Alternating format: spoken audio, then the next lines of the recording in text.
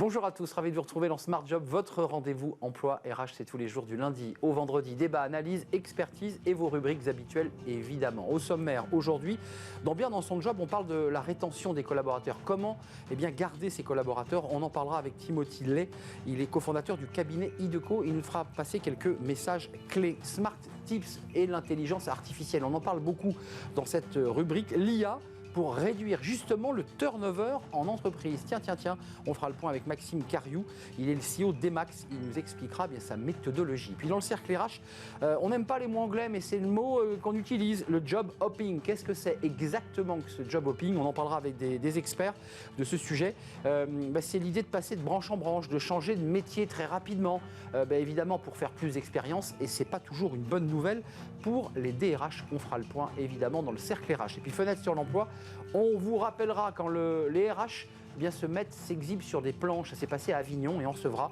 ce metteur en scène. Alors il n'est pas que metteur en scène, mais c'est Thierry Bismuth, un habitué de l'émission, fondateur du réseau Odyssée RH, et il a emmené toute sa troupe à Avignon. On aura quelques extraits d'ailleurs de ce qu'ils ont vécu sur scène. Ce sera à la fin de l'émission. Voilà le programme. Tout de suite, c'est bien dans son job.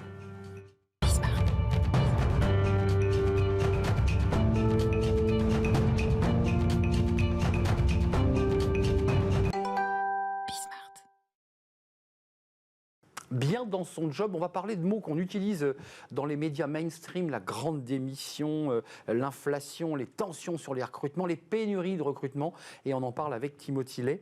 Bonjour Timothy. Bonjour Anne. Ravi de vous accueillir, cofondateur du cabinet Ideco. Quelques mots quand même sur ce cabinet, quelle est son ambition?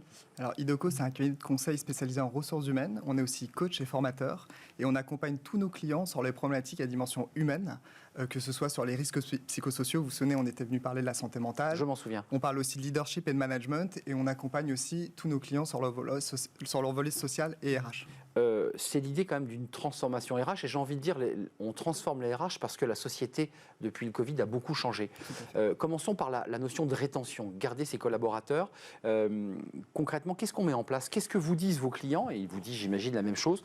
On n'arrive pas à les garder, ça sera une thématique du débat d'ailleurs, vous avez vu.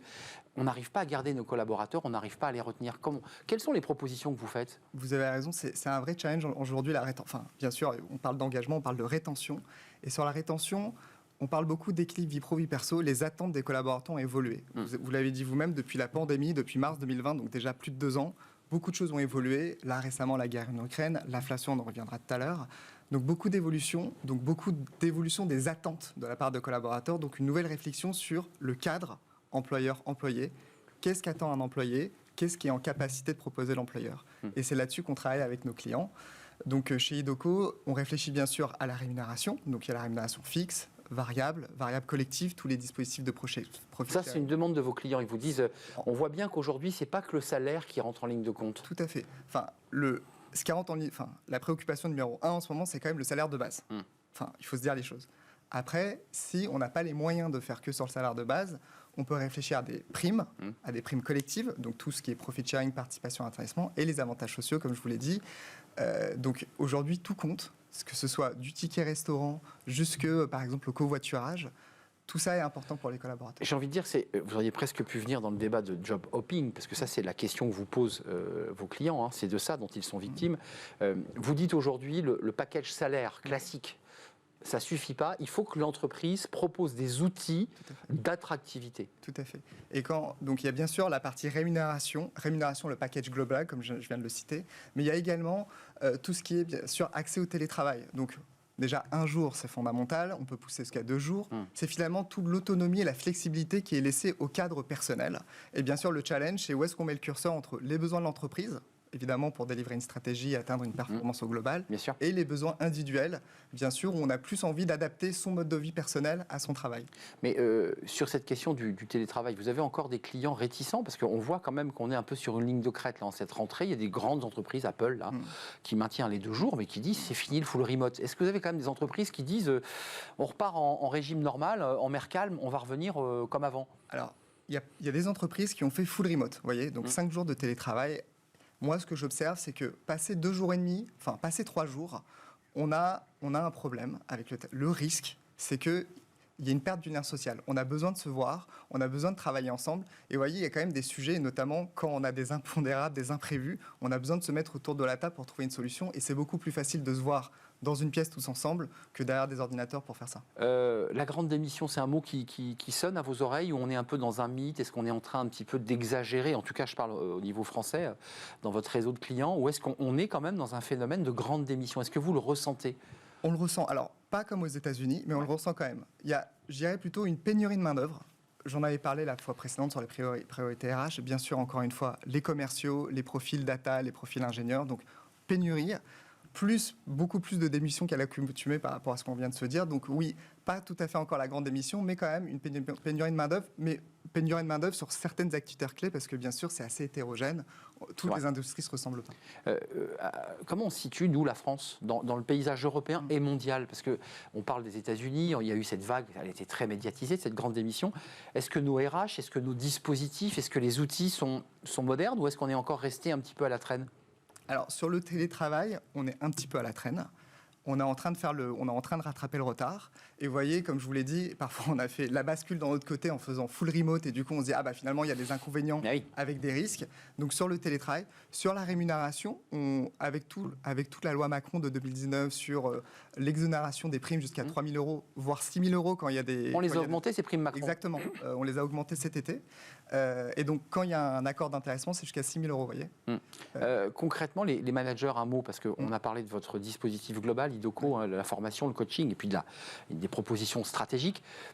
Ils ont besoin de quoi, ces managers? Parce que là, ça doit un peu les déboussoler, toutes les propositions qu'ils entendent là sur ce plateau.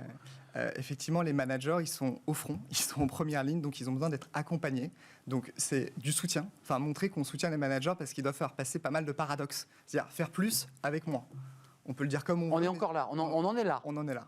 Donc faire plus avec moins. Donc c'est les accompagner, leur donner les outils et faire en sorte qu'ils ont tous les dispositifs devant eux pour pouvoir bien sûr délivrer ces stratégies d'entreprise et tout en respectant une espèce de cadre individuel des besoins avec le cadre de l'entreprise. Ça reste, dernière question, mais ça reste quand même un peu un casse-tête de rentrée pour les DRH, parce qu'on a eu une petite révolution du monde du travail avec le Covid.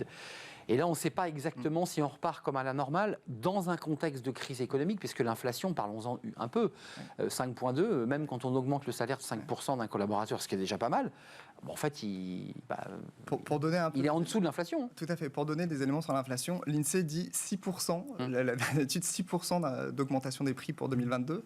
La dernière étude Mercer dit la médiane de l'augmentation des salaires en 2022, c'est 3%, et la moyenne, ce serait un peu inférieur. Donc l'augmentation des prix augmente 2 fois plus vite que l'augmentation des salaires, sachant que les prix qui sont les plus touchés, c'est l'alimentation, plus 8%, et l'énergie, plus 22%. Vous voyez. Et encore, ça ne fait que commencer, j'ai le sentiment. Exactement. Donc, vous voyez, sur l'inflation, il y a des vrais challenges, et comme vous l'avez dit, il faut bien avoir en tête les DRH, mais aussi les partenaires sociaux, voyez, parce que tout ça, ça se fait via le dialogue. Clairement. On a besoin, bien sûr, le rôle et le DRH est encore une fois au centre du jeu depuis la crise sanitaire, mais c'est hyper important que tout le monde s'y mette, dont les partenaires sociaux, et qu'on fasse quelque chose de coordonné avec bien sûr beaucoup de dialogue social. Merci Timothy Ley d'être venu nous rendre visite pour la 3e fois, nous éclairer en cette rentrée. Juste d'ailleurs, en un mot, optimiste ou pas là, en cette rentrée? Vous l'êtes? Je suis optimiste, mais il faudra mettre de l'énergie. Mettre de l'énergie, ça veut dire l'énergie, c'est les managers en particulier. Les managers, RH, dialogue social. Ouais. Et ceux qui dirigent les entreprises pour insuffler une dynamique. Merci beaucoup Timothy Ley, cofondateur du cabinet IDOCO. C'est un vrai plaisir de vous accueillir. Tiens, on tourne une page Smart Tips, on va parler de l'IA. Mais on va rester dans le même sujet tout au long de cette émission, la relation au recrutement, à la rétention. Comment faire pour éviter le turnover? On en parle tout de suite avec notre invité. Smart Tips, pour rester dans l'esprit de l'émission aujourd'hui sur la rétention de collaborateurs, sur la manière dont on peut les garder dans l'entreprise, l'intelligence artificielle peut être un outil qui permet d'éviter ce turnover qui évidemment pose d'énormes problèmes d'organisation. On en parle avec Maxime Cariou. Bonjour Maxime. Bonjour. On est très heureux de vous accueillir. Alors vous avez fondé TOP, T-O-P, c'est un acronyme, ça veut dire quoi? TOP pour Team Opportunity Prediction. Donc on fait justement de l'augmentation du manager par l'IA en machine learning et en data science, et on permet aux managers de visualiser l'ensemble des risques qui entourent son collaborateur et son écosystème au sens large. Alors, dans le dossier de presse, c'est assez intéressant parce que l'IA utilise beaucoup cela, c'est le manager augmenté. Oui. Ça veut dire que vous dotez le manager d'outils qui lui permettent, alors pour le dire, ça paraît de la science-fiction, mais c'est vachement intéressant, c'est d'avoir une science prédictive sur ses équipes. C'est ça, en fait, les technologies d'aujourd'hui nous permettent de mettre en place ce type de solutions-là. Et donc, on a fait un condensé de toutes ces technologies-là et de tout nos savoir-faire de manager et de RH dans l'outil pour se concentrer sur une problématique initiale qui est la rétention des talents, mais aussi, en fait, dans la continuité, faire le manager augmenter au sens large. J'aime bien les exemples. Un de vos clients a plusieurs sites industriels avec des managers très identifiés et chacun va gérer des équipes de 100 à 200 personnes. Ça veut dire qu'il faut collecter comment les informations, parce qu'il faut bien avoir de la data pour voir éventuellement et prédire. Comment vous faites? Voilà, c'est la data qualifiée et bien organisée qui fait la bonne IA. Avant tout, et donc on se connecte la plupart du temps quand même à des grands clients qui ont des SIRH. Quand c'est pas le cas, on travaille avec leur service RH sur justement la préparation des données et leur mise en œuvre dans l'outil. Bien sûr, tout ça sécurisé avec du SSO et tout ce qui va bien. Et puis donc on lance le programme en fait de challenge et d'évangélisation en fait auprès des managers qui pour la plupart sont aussi pas au courant que ces solutions-là existent. Donc, clairement. Il y a tout un enjeu, et c'est ce qu'on fait aussi aujourd'hui ensemble, c'est que voilà, il faut expliquer qu'il y a des technologies qui existent et qui sont là aussi au bénéfice des managers et surtout des collaborateurs. Et puis on les accompagne tout au long de l'année pour réduire le turnover. Les collaborateurs, pour être précis, et les managers, cette question de la data, c'est souvent un sujet un peu chatouilleux, c'est un irritant. On les prévient, on leur dit, voilà, les managers auront un outil prédictifs qui vont permettre de savoir si dans 6 mois vous serez encore chez nous. C'est ça la question. Hein. Tout à fait. Alors la plupart des contrats déjà prévoient justement le traitement de la data personnelle et socio-professionnelle faite par l'algo. On explique justement le bénéfice du programme aux collaborateurs qui peut aussi abonder complètement dans le sens et adhérer au programme. Et puis on lance le programme. Et au fait, c'est ce qui est intéressant aussi selon les études et ce qu'il faut bien comprendre, c'est que l'IA est surtout au bénéfice du collaborateur qu'il demande. C'est-à-dire que les études ont démontré que les collaborateurs, au sens large, en fait, souhaitent la mise en place de ce type de solution-là. Et pourquoi ? Parce que justement, ça vient contrôler un petit peu plus aussi les potentiels débordements du manager, les phénomènes de copinage, etc. Et on homogénise une pratique sur des équipes larges. Et de grandes entreprises. Un chiffre, ça c'est le vôtre. On parlera de votre levée de fonds que vous avez levée en 15 jours. Ça, on en parlera à la fin de l'émission parce que vous vous êtes démené. Ça veut dire que vous êtes dans un trend où il y a un besoin, un désir d'IA pour mieux comprendre le monde de demain, pour le dire simplement. Tout à fait. Voilà. Alors c'est Top émane justement d'une problématique que j'ai rencontrée sur une première société que j'ai créée il y a 8 ans. Et ça a été une véritable souffrance parce que les collaborateurs, on les recrute pour les garder tout d'abord. Et puis aujourd'hui, le monde est devenu, c'est vrai, complexe. Et donc, pour comprendre l'ensemble des critères en fait, qui entourent le collaborateur et qui s'agitent et qui vont de plus en plus vite, il faut ce type de solution-là. 86,44%, ça c'est votre taux de prédiction relatif à des démissions anticipées. Ça veut dire quoi ? Ça veut dire que le manager, grâce à l'outil, si je comprends bien, à quoi il a une alerte et on dit Gilles Dubois, attention, il va partir. C'est comme ça que ça se passe. Alors tous les mois déjà, le manager a une vue au fait, de l'ensemble de son équipe avec les risques qui l'entourent. Et comment il le sait qu'il va partir ? Comment vous le savez ? Toutes les semaines, le manager a aussi un mail d'alerte sur les collaborateurs qui sont le plus à risque sur la semaine en fait, ou sur le mois. Parce qu'il y a une data qui est venue nourrir le... Exactement. Voilà. En fait, on foisonne avec les données RH de l'entreprise. Et aussi, on a toute une suite de robots qui font du scrapping sur le web et qui vont chercher les informations salariales, les informations marché. Donc je vais visionner LinkedIn, je vais sur un job board. Ça, la data le voit, le robot le voit. Il faut le savoir. On est d'accord. On est d'accord. Et donc ça, c'est évidemment aggloméré aux données. Et on dit Gilles Dubois est allé 3 fois de suite sur un job dating, ou un job board. Si Monsieur Dubois il va publiquement et que les données sont accès au public, oui. Donc ça veut dire que le manager sait que Monsieur Dubois est en train de fureter ailleurs. Alors mais c'est le cas la plupart du temps. Alors on se parle, c'est-à-dire que le marché est très très très très dynamique et il n'y a pas en fait en soi de vrais secrets. Non mais c'est intéressant de dire les choses cash. Oui, il faut l'être. En fait, clairement, les collaborateurs le sont et quand ils posent la démission, ils ont une bonne raison. C'est ça. Donc, au fait, on assume ça et on augmente le manager, on lui donne les bons outils parce qu'on ne les a pas. Outils incroyables. Juste un mot quand même sur votre start-up française, il faut le préciser. En 15 jours, vous me disiez que vous avez levé quoi, 1,2 million ? Oui, 1,2 million avec donc une suite de business angel avec la BPI et puis le partenaire CIC. Donc, voilà. Donc c'est une réussite, en tout cas, Top est en train de Alors, décoller. Voilà, on en est qu'aux prémices, mais ça démarre pas mal. Ouais. Merci de nous avoir éclairé avec beaucoup de sincérité, j'ai envie de dire, et de simplicité sur cet outil, qui est un outil pour les managers, à destination des managers, pour anticiper et puis pour peut-être faire des propositions concrètes de rétention, parce que l'objet est là quand même, c'est de proposer du concret. Merci Maxime Cariou de nous avoir rendu visite, CEO de Top. Et par ailleurs Demax, qui est une autre société. Merci de nous avoir rendu visite. On fait une courte pause, on va rester dans le sujet, on ne va pas être dépaysé aujourd'hui. Tous ceux qui passent de branche en branche, ces salariés qui quittent et qui s'en vont pour des raisons parfois que l'on ignore. Le job hopping, oui, c'est un mot anglais venu des États-Unis.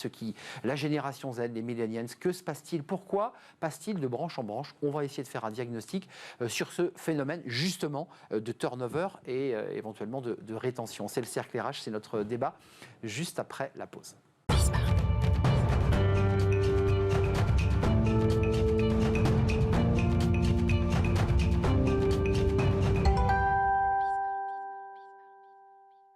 Le cercle RH, notre débat quotidien, job hopping. Est-ce que vous avez entendu parler de cette expression anglaise? Alors évidemment, on essaie de les traduire. On va la traduire, cette expression, avec mes invités. C'est, pour le dire simplement, passer un peu de branche en branche, d'une branche à une autre, d'un emploi à un autre, d'un job à un autre, en laissant comme ça sur le flanc le DRH ou le CEO qui vous annoncez votre départ, comme ça. Et puis vous partez ailleurs, et qui évidemment côté entreprise pose d'énormes difficultés. Comment retenir ses collaborateurs? Et puis on s'intéressera aussi à cette génération Z, millennials, qui eux ont décidé de faire cela parce qu'ils enrichissent leurs expériences et améliorent aussi leur niveau de vie, parce qu'on parlera aussi des salaires, ce qui permet d'augmenter souvent au passage de 5 à 10% son niveau de salaire. On en parle avec mes invités. Honneur aux femmes, elle est avec nous en visio et on est très heureux de l'accueillir. Élodie Gentina. Bonjour Élodie. Bonjour. Ravi de vous accueillir. Docteur en sciences de gestion et professeur de marketing à l'ISEG School of Management. Vous écrivez beaucoup, notamment ce livre Génération Z, du consommateur au collaborateur chez Duno. Et puis en préparation, un autre livre pour octobre 2023, justement où vous vous repenchez sur à la fois cette génération et les DRH, parce que c'est intéressant de voir comment les DRH réagissent. Merci d'être avec nous. Adrien Semama, ravi de vous accueillir sur le plateau, responsable France de talent.com. Bonjour Arnaud. Ravi, on écoutera vos arguments. Alors peut-être côté génération Z, parce que vous les suivez évidemment, vous les voyez vivre. Merci d'être là. Et puis Étienne Agenot, ravi de vous accueillir. Bonjour Arnaud. Associé l'étincelle RH, directeur développement capital humain, groupe WeCare. Ravi de vous accueillir sur le plateau. Qui sur le plateau ou en visio peut nous donner une définition française de job hopping? Ça veut dire quoi? L'expert, je crois, des articles. Non, job hopping, en fait, vous l'avez très bien décrit, Arnaud. Tout simplement, le fait de passer d'un job à un autre de manière plus régulière que c'était le cas avant. Je donnerai la parole à Élodie, mais Étienne, nos parents, nos grands-parents, quand on parlait avec eux au repas de famille, ils nous disaient, moi je suis resté 45 ans dans la boîte, 40 ans dans la même boîte. Il n'y avait pas de désir de changer. On restait dans sa boîte et on avait le drapeau cousu de son entreprise sur le veston. Tout le monde était très heureux. Qu'est-ce qui s'est passé?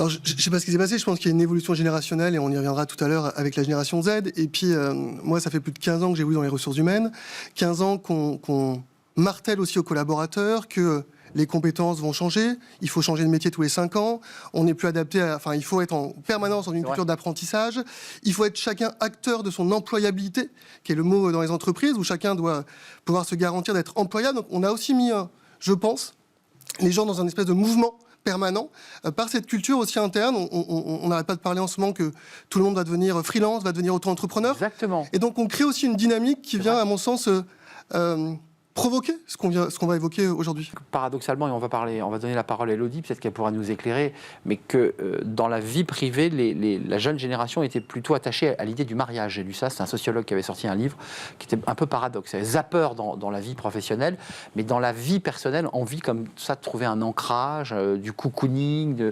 Ça, c'est très intéressant ce phénomène. Et Élodie Gentina, comment vous regardez ce phénomène dont on vient de donner la définition? est-ce qu'elle touche, si j'ai lu juste, principalement les jeunes?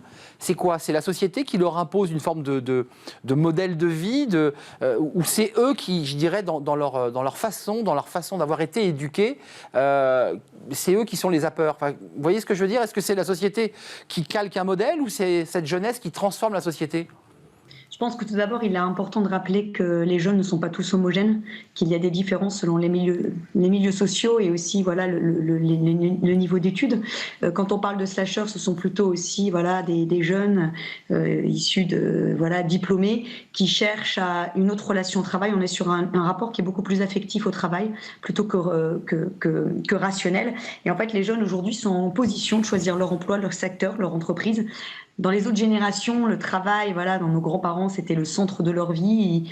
Ils avaient l'honneur l'entreprise avait l'honneur de leur proposer un job et ils restaient loyal envers l'entreprise. Aujourd'hui, c'est différent. C'est plutôt le jeune qui se dit j'ai l'honneur de proposer mes talents à l'entreprise, mes compétences, et on verra si j'y resterai. Donc, il y a un peu comme un changement de paradigme dans la relation au travail. Élodie, excusez-moi, juste d'un mot, moi qui ne suis plus un jeune, vous l'avez remarqué, je ne suis pas de la génération Z et millennials, mais évidemment, il n'y a pas un peu de prétention chez les jeunes comme ça, de prétendre à apporter de leur savoir et de leur talent, enfin, je sais pas, on a tous démarré nos carrières, enfin, une forme de modestie quand on démarre un job, quand on démarre le métier de journaliste, enfin, c'est pas un peu prétentieux de leur part ? On pourrait croire que c'est un peu prétentieux à première image, mais je pense que la relation au travail est vraiment différente. C'est-à-dire que eux, quand j'ai fait une étude et que je leur ai posé, mais dans 10 ans, comment tu te vois, c'est 2500 jeunes, 65% d'entre eux ont déclaré avoir une vie équilibrée, vie pro, vie perso. Et donc, pour eux, l'important, c'est plus de réussir uniquement par le travail et dans le travail, mais c'est de réussir pleinement leur vie. C'est pourquoi ils ont d'autres aspirations que le travail, uniquement le travail. C'est ça, donc c'est pas réussir dans la vie, c'est réussir sa vie, ce qui est un cran supérieur. Nos parents, c'est réussir dans la vie, c'est-à-dire avoir une voiture, une maison et de quoi nourrir les enfants, globalement. Et là, comme le disait en fait Élodie, comme il y a beaucoup plus d'offres aujourd'hui, le candidat a vraiment une position de roi. Même vraiment, vous le voyez là sur talent.com? On le voit vraiment, on n'a jamais eu autant d'offres. Et aujourd'hui, en fait, le fait d'avoir beaucoup d'offres proposées fait que le candidat sait qu'il est de plus en plus sollicité. Il rebondit d'expérience en expérience et forcément, côté salaire, il a toujours des augmentations qu'il n'aurait jamais s'il resterait dans la même société. J'allais y venir. Il y a l'argument sociétal, c'est le message qu'on nous dit. On est en train de devenir de plus en plus des auto-entrepreneurs, des indépendants. Il y a quand même l'argument du salaire, parce que je pense que les jeunes l'ont intégré. Le salaire est un élément clé pour vivre, acheter un appartement. Ça joue, ça, bien sûr. Dans le job hopping? On sait que quand vous êtes dans une entreprise, vous allez avoir peut-être 5% d'augmentation sur l'année par rapport aux enveloppes. Quand vous changez de job, 10, 15, 20%, ça va dépendre. Donc on sait que si on veut faire les gaps de rémunération qu'on fait dans son parcours professionnel, on les fait souvent de manière plus importante quand on change d'entreprise. Et donc forcément, c'est un des leviers d'accélération, c'est de pouvoir changer de job plus régulièrement pour à chaque fois prendre 10 à 15%. Élodie, moi je parlais avec des DRH qui me disaient sur ce phénomène de job hopping, sans qu'ils citent d'ailleurs cette expression anglaise, ils disaient parfois quand je recrute un jeune, je sais que je ne vais pas le garder. Vous l'entendez, ça? Il le sait, c'est-à-dire qu'il le recrute et il sait qu'il ne le gardera pas. Exactement, et c'est pourquoi quand je fais des conférences en entreprise, il y a plusieurs problématiques. Il y en a qui n'ont pas une image trop traditionnelle et qui n'arrivent pas à les attirer, donc il faut travailler vraiment sur l'image de la marque employeur, et d'autres qui disent, en fait, ils ne restent pas et après 6 mois, 8 mois, ils partent. Donc là, il y a un problème de loyauté. Qu'est-ce qu'on peut faire pour mieux engager les jeunes en entreprise? Qu'est-ce qu'on peut faire pour qu'ils soient davantage fidèles?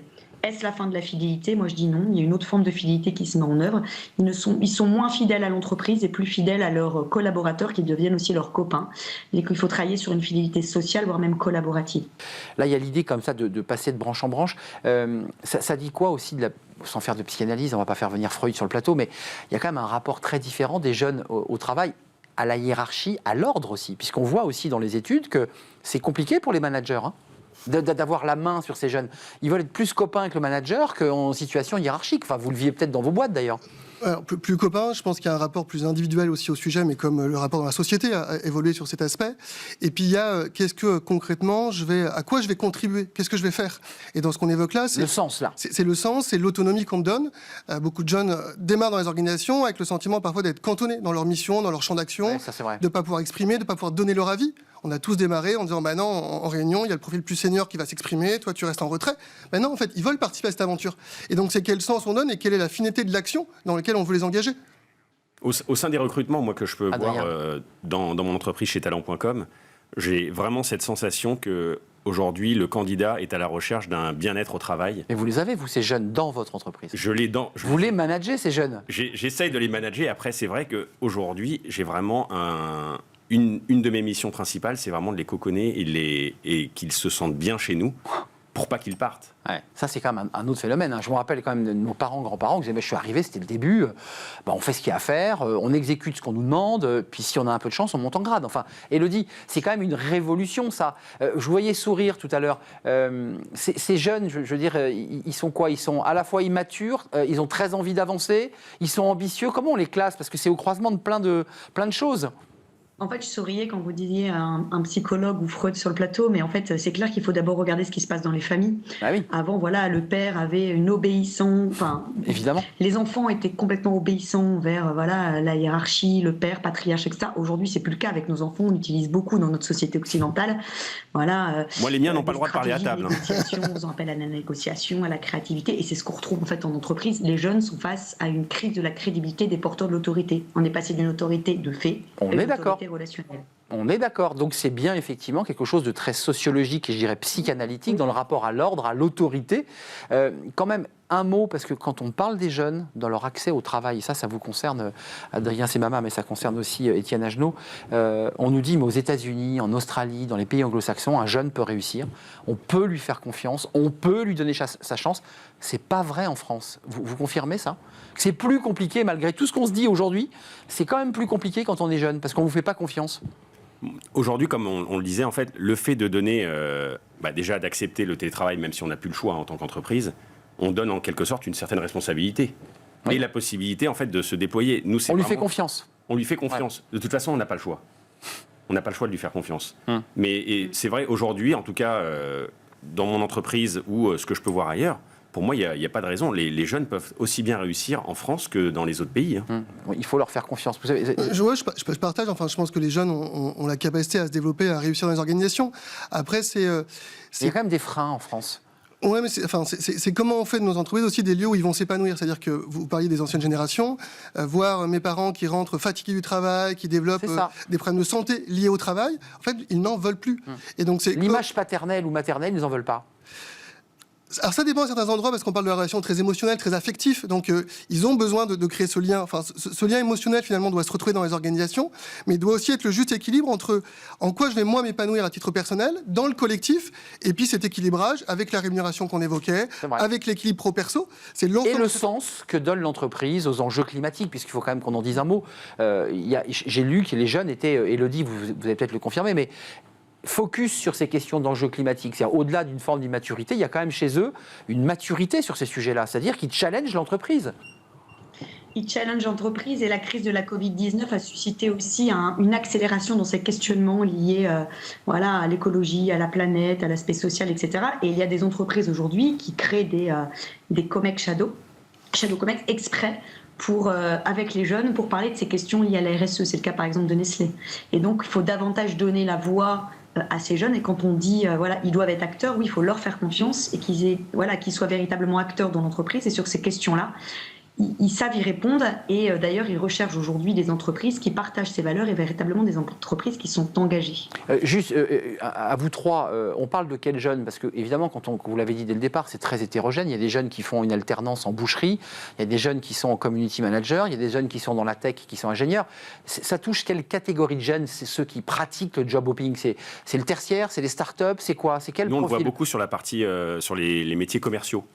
Et notamment, on en parlait en préambule, mais tout ce qui est indépendant, aujourd'hui, comme ils ont besoin de plus de liberté, ils vont beaucoup sur des jobs d'indépendants, notamment dans l'immobilier, en se disant c'est de l'argent facile, alors que bon, une fois qu'ils sont sur le terrain... Ils vivent la galère et la concurrence. Voilà, du coup, dans ce contexte, en fait, petit à petit, ils changent jusqu'à trouver leur bonheur, entre guillemets. Attendez, juste un détail. Vous parlez d'indépendants ou vous parlez de salariés liés par contrat de travail? C'est une nuance de taille. Là, je parlais vraiment de contrats indépendants. Indépendants, c'est-à-dire qu'en fait, ils sont liés à l'activité qu'ils vont générer dans leur structure. C'est pas en totale autonomie. En totale autonomie. On va vers ça? C'est le monde de l'indépendance pour un monde du salariat qui se rabougrit, ou ça reste quand même encore central chez les jeunes? Je pense que... il y a une évolution en effet vers l'indépendance, mais qui derrière amène les questionnements de ce qu'on évoquait, qui est le fait de pouvoir choisir avec qui on travaille. La question dans une entreprise du lien avec ses valeurs, avec les engagements sociaux est important. Je prends un exemple, l'Étincelle RH, on a un cabinet de services RH et on fait du recrutement. On a le débat avec nos équipes les plus jeunes parfois sur quel type de mission on est en mesure d'accepter ou de refuser. Un client qui est dans des activités économiques pas très positives pour l'environnement, quel rôle on doit jouer sur le sujet. Et donc, c'est des vrais débats de posture. Et ce qui amène, je pense, les jeunes générations parfois à se mettre dans cette position d'indépendant, c'est aussi la capacité à pouvoir choisir avec qui je veux travailler, en lien avec cette adéquation des valeurs. La liberté, mot qui n'a pas été utilisé. Dans le job hopping, il y a la notion d'être libre. Liberté de choix, tout à fait. Liberté de choix. Vous êtes d'accord, Élodie? Est-ce que vous qui observez et qui allez ressortir ce livre, je l'évoquais là en octobre 2023, on aura l'occasion d'en reparler, vous avez le sentiment qu'on est en train, chez cette génération Z ou millennials, de s'éloigner du rapport au travail salarié et qu'on va vers une autre forme de travail? Oui, complètement. En plus, ils ont une relation à l'avenir qui est complètement différente, en fait. La relation de temps, le rapport au temps est très court. Donc, quand on parle de notion de carrière, pour eux, ça leur parle moins. Parfois, le CDI, c'est pas quelque chose qui va forcément les affectionner. Ils vont préférer des missions à court terme, des CDD dans lesquels ils vont pouvoir avoir une certaine liberté. Donc, ce phénomène de slashing, c'est pas un épiphénomène, c'est vraiment un phénomène profond que l'on retrouve auprès de cette génération-là. Ça touche les seniors ou pas, ça d'ailleurs, Élodie? Je pose la question à mes invités. C'est pas que cette génération Z, pour moi c'est les moins de 30 ans, mais aussi on voit les plus de 50 ans qui recherchent aussi une véritable source d'aspiration. Et les entreprises aujourd'hui, même certaines entreprises ont arrêté les contrats d'exclusivité en accordant à leurs salariés de pouvoir travailler un jour ou 2 jours à l'extérieur. Je pense qu'on manque cruellement de talent globalement en France. Ça, c'est intéressant, ce que dit Élodie. Tout à fait. On est obligé comme ça de se dire, on coupe la poire en deux, tu pourras aller un peu ailleurs, comme ça je suis sûr de te garder. C'est ça la réalité. Tout à fait. Là, on voit vraiment qu'aujourd'hui, le candidat a tellement d'opportunités qu'aujourd'hui, les recruteurs, s'il manque 1 ou 2 compétences, avant, il ne regardait même plus le CV. Maintenant, il s'attache et il va essayer de voir quelles sont les compétences qu'il pourrait éventuellement... et lui-même lui apporter, dans l'entreprise. Tout à fait. Mais ce rapport au travail, parce que c'est de ça dont il est question dans le job hopping chez ces jeunes, ils veulent travailler, il y a un désir d'apporter, mais pas comme nos parents. Pas dans une relation de salariat. Ce qui est, je me permets de le dire, assez risqué quand on veut acheter un appartement et qu'on va voir un banquier. Tout ça n'est pas simple pour leur vie quand même. Oui, mais le rapport à la propriété, je pense, a évolué aussi cette génération. Dans l'économie circulaire, on est dans un rapport différent. Et puis ce qui a amené aussi les entreprises à développer... il y a aujourd'hui un phénomène autour de ce qu'on appelle les salariés boomerang, qui sont les salariés qui partent et qui reviennent dans les organisations. C'est vrai. Et donc ça amène aussi les entreprises à évoluer sur cette posture. Pendant longtemps, on a été dans une posture où tu me quittes, tu t'en vas et tu ne reviens plus. Or, les entreprises se rendent compte qu'un collaborateur qui va faire 18 mois, 2 ans sur un projet, qui va repartir, peut revenir dans l'entreprise avec d'autres compétences, ayant déjà une connaissance de l'organisation, et donc il y a un intérêt à travailler cette fidélisation, y compris avec les collaborateurs qui ne sont plus dans l'organisation. Donc je ne sais pas quel regard vous avez, parce que vous êtes une chercheuse, Élodie, on va vers quoi le monde de cette génération Z, qu'est-ce qu'elle est en train de bousculer fondamentalement ? Il y a beaucoup de choses, en fait, pour bien les comprendre, il faut les comprendre d'un point de vue sociétal, pour savoir qui ils sont, c'est quoi leurs grandes caractéristiques, pour comprendre le lien avec l'entreprise. Et c'est vrai qu'il y a plein d'aspirations qui sont contradictoires. On dit le digital, c'est hyper important pour eux, oui, mais la relation authentique, c'est hyper important aussi. C'est-à-dire que le télétravail, d'accord, mais ils ont besoin énormément de relations dans l'entreprise, ils ont besoin de reliance. Ils ont besoin d'un job mission qui leur plaît. Ils ont besoin d'un job dans lequel ils puissent grandir, dans lequel ils puissent renouveler les compétences. On en a parlé aussi, mais l'entreprise devient aussi une école apprenante dans laquelle il faut favoriser l'apprentissage, la formation.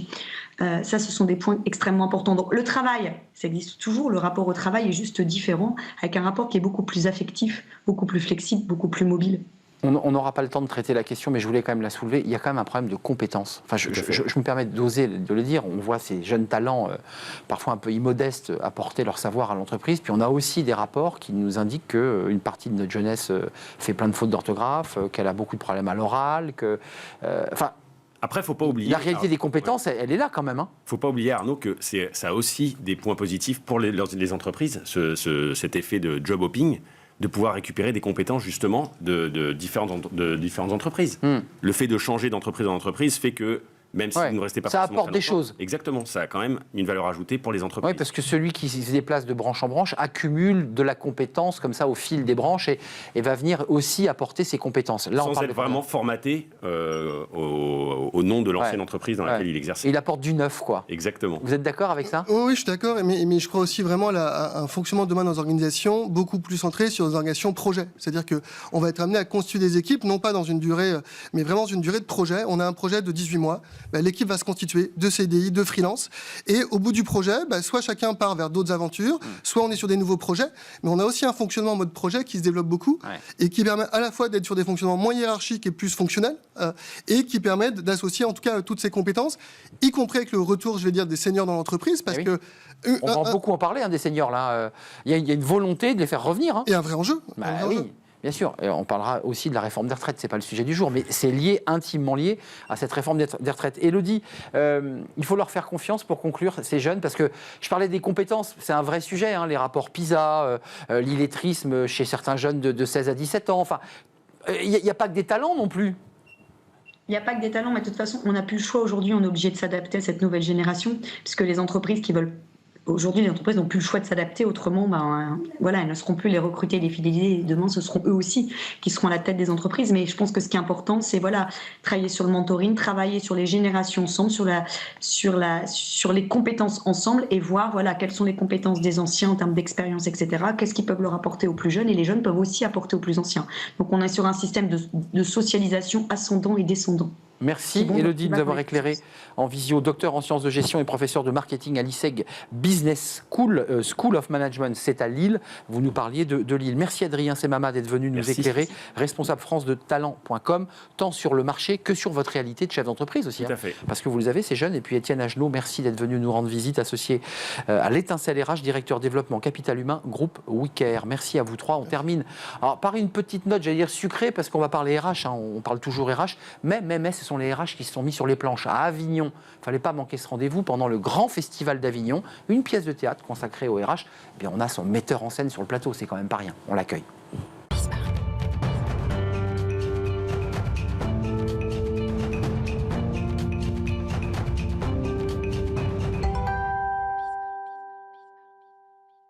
Le théâtre, quand les RH se mettent sur les planches, c'était à Avignon et on accueille Thierry Bismuth parce que vous venez régulièrement. Vous nous aviez teasé, comme on dit dans le jargon, la pièce. On vous rappellera, vous l'avez joué avec votre troupe Avignon, on va en voir un extrait. Fondateur du réseau Odyssée RH. Et puis c'est une aventure humaine incroyable pour parler de DRH. J'ai plein de choses à vous raconter. Un extrait tout de suite, parce que vous allez voir qu'il y avait du monde dans la salle. Alors ça, c'est un demandeur d'emploi, on est bien d'accord, qui cherche un emploi et qui ouvre son ordinateur. Dans la tête d'un candidat qui postule. Voilà. Il est devant les annonces. Regardez. Société spécialisée en développement durable cherche commercial polyglotte dans le Maine-et-Loire. C'est quoi ce truc? Développement durable. Les mecs font des ramettes de papier. Ils se foutent de nous, quoi.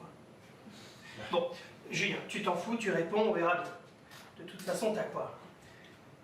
T'as 1% de chance qu'ils te répondent. Donc le principe, c'est de postuler partout. Par contre, il faut quand même que je leur donne envie. Je vais quand même pas leur avouer que ma première motivation, c'est que je suis en fin de droit. Et leurs valeurs, franchement. Honnêteté, engagement, esprit d'équipe. Ok, je traduis. Honnêteté, ils veulent pas qu'on tape dans la caisse. Engagement, on va charbonner comme des mulets. Esprit d'équipe, on va se farcir une fois par an leur séminaire à la con.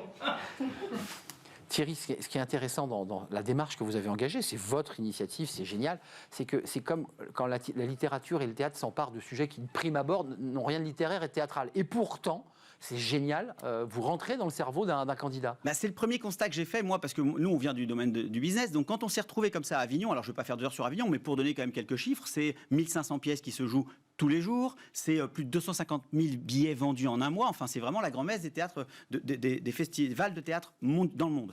Et ce qui m'a beaucoup surpris, c'est que moi qui ne connaissais pas cet univers-là, quand j'y débarque, je me rends compte qu'il n'y a pas du tout de pièces qui parlent de l'entreprise. Vous avez du théâtre classique, des comédies, des tragédies, bien sûr des pièces, des amants dans le placard, des pièces sur l'environnement, le développement durable. Mais alors sur l'entreprise qui représente la moitié du temps éveillé de chacun d'entre nous, rien. On dirait que c'est un sujet dont s'emparent pas les on auteurs. a l'impression qu'effectivement effectivement, le monde de la culture s'intéresse pas à l'entreprise. Alors effectivement, ça veut dire qu'il n'y a pas d'auteur pour écrire des pièces dessus et pas de comédien pour les jouer. Et ça a été le premier constat qu'on en a fait. C'est d'autant plus intéressant à voir que ça passionne les gens. Parce que, je vais être honnête, nous, on est venus sans trop d'ambition. On n'avait pas de plan de communication, on n'avait pas de tête d'affiche. Vous aviez fait des ventes sur la chaîne oui, Bismarck. c'est vrai. Merci d'ailleurs. Merci. Voilà, je tiens merci à beaucoup. signaler quand C'est même. vrai. Des Pas de vente, partenaires. place offerte. Des places offertes. Et bon, je vais être honnête, on n'avait pas pris de flyer avec nous alors qu'ils en ont tous distribué 5000. On avait mis 10 affiches pour dire ils en avaient tous 1000.